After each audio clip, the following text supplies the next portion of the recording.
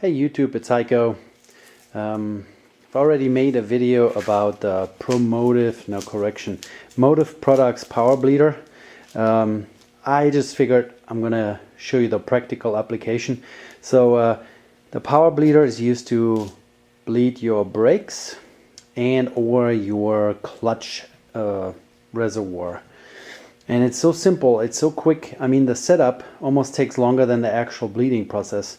So what I usually do is, over in my garage I have an inspection pit. It's covered up right now and the bus is parked over it, so I didn't use it. This time I actually jacked up my car, put it on 4 jack stands, took all 4 wheels off because I at the same time like to take a look at the brakes and figure out what's going on there.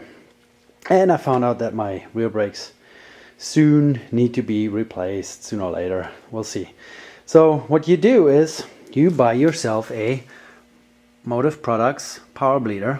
And no, I'm not getting money for this, and I'm not in any kind of business relationship with this company. I just really like this product.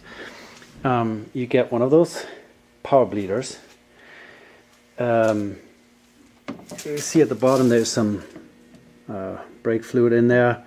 In the beginning you want to leave that empty, hook it up to your brake fluid reservoir.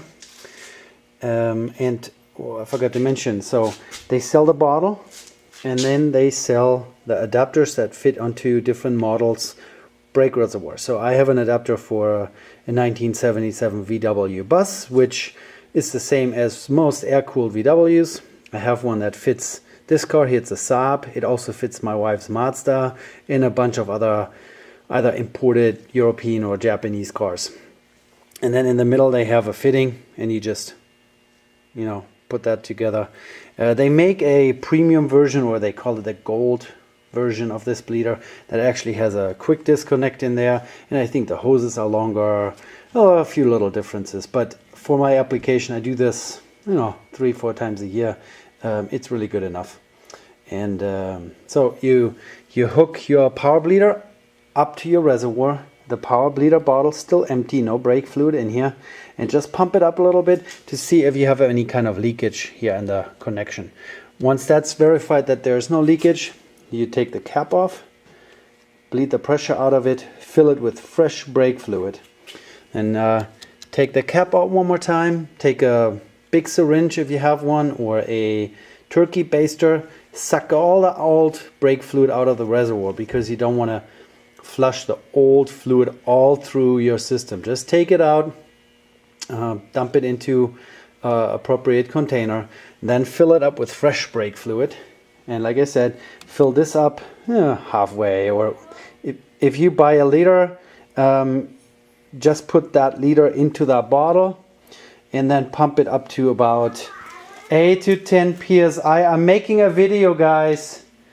8 to 10 psi on that little pressure gauge. You don't want to over pressurize your reservoir. It's a plastic reservoir, so be careful. Don't pump up too much pressure. Some people get a little too excited and they pump it up to 30 psi, and then suddenly your little pressure reservoir, your brake reservoir, is getting damaged by that pressure. So don't do that. Pump it up, and then you walk over to one of your wheels brake cylinder. And the different manufacturers have a different setup of brake system. Usually you have a 2-circuit brake system in a car, and the way you can tell if you have 2 circuits or 1 circuit is by looking at this is the brake master cylinder, usually right underneath the reservoir with a brake booster in the background, and there are either 1 brake line going out of this or 2. If you have 2, then it's a 2-circuit brake system. What that does is, in case you have a leakage in one of those 2 circuits, the other circuit still works. So you're not losing brake pressure or braking capabilities completely. So older vehicles in the 50s and 60s, they had 1 circuit. If you would lose 1 brake line in your car, no braking anymore.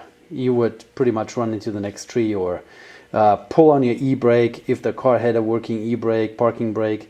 But modern cars always have 2 brake circuits for safety, of course.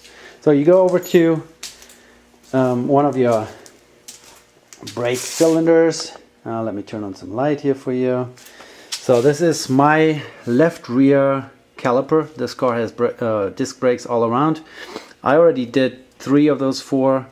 The manufacturer gives you a certain order in which you have to bleed. So mine started front left, rear right, right front, and now we're at the rear left. In addition to that little Motive product power bleeder, I bought this little bleeding bottle here. Let me make sure that my oh yeah, it's still bleeding. So this is a little bleeder bottle. Has 2 inlets. I want to say the middle one is where the hose is attached to permanently, and the other one is just to park the hose. It's kind of a silicone flexible tubing that slides right over the bleeder nipple on a caliper or on your brake slave cylinder on drum brakes. Doesn't matter. Drum brakes is just a little harder to reach. They're usually somewhere at the back of the wheel. So yeah, you just take the hose off this little nipple, stick it on your bleeder nipple right there, and then it even has a little steel cable loop attached, so you can hang it somewhere. I usually hang it somewhere on the caliper, wherever you have a edge to hang it. And then I put this is a 10mm box wrench. You know, they sell flare nut wrenches that also kind of fit on those, but I've noticed that a fully boxed wrench, like a normal box wrench, put onto the bleeder nipple is just more solid. And then you just stick the, you know, just like this. This is the end. Just stick it on there, and then you can still slide the wrench over it. So it's kind of nice. And then you just open it, and it starts bleeding. And you can see in the hose if there are any air bubbles coming out. So the pressure that you apply to the reservoir with your power bleeder is pushing the fresh reservoir through the hose into your reservoir here, pushes it through the entire system, and it comes out wherever you open the bleeder nipple. And once they're, you know, when you have a car and you haven't bled the brakes in 5 years, this brake fluid is going to be dark brown, like ugly looking. And then as soon as it starts getting clear and fresh looking, you just close it up. Don't be too rough on those bleeder nipples. I mean, it goes into the caliper, which is pretty stout material, but you don't want to snap off a bleeder nipple. And then after that, take the hose off, let the rest of the fluid run out of the hose into the bottle. And then, like I said, there is this other nipple on the bottle where I just park the hose. And then take it off. And I already bled this amount through my brake, so an entire bottle. I try to do a quarter of a bottle on each wheel, and then that should be enough to get all the dirty brake fluid out of your system. Like I said, replace the fluid in your reservoir already with a turkey baster to take the old one out, put fresh one in. There's fresh one in here as well. And then after that you have beautiful kind of straw colored, almost clear brake fluid in your entire system. And this whole thing, I mean, really putting it on jack stands and taking the wheels off takes longer than bleeding. You know, well, we're down to 6 psi, 7 psi, and yeah, I pump it up once to 10. Start at the first wheel, second wheel, third wheel, fourth wheel, done. Now I'm low in pressure, and my brake fluid reservoir here has multiple chambers, and one of the chambers here in the back is actually this little hose here, goes to my clutch. So what I'm going to do, I'm going to bleed the clutch as well, since I'm at it, you know.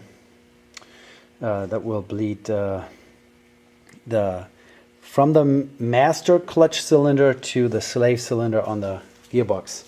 And don't remember, I have to look. Oh yeah, the bleeder nipple is somewhere down here in the engine compartment. So I just have to shove my little bleeder bottle on there, open that up and let it bleed. And on the clutch you might want to use a little bit less pressure. That's why I like to do it at the very end, or else the pedal will go all the way to the floor. Alright guys, this is the video. It's already 10 minutes about this Motive Products power bleeder. Hope you guys like that. And it's really a handy tool to have. It's 50 bucks off of Amazon. And adapters are sold individually. So you can, you know, after a while you get a collection of those and you can bleed pretty much everything that comes into your garage. Really handy tool, very useful. Don't forget to bleed your brakes every 2 years or so to get some fresh fluid in there. Alright, take care. Bye.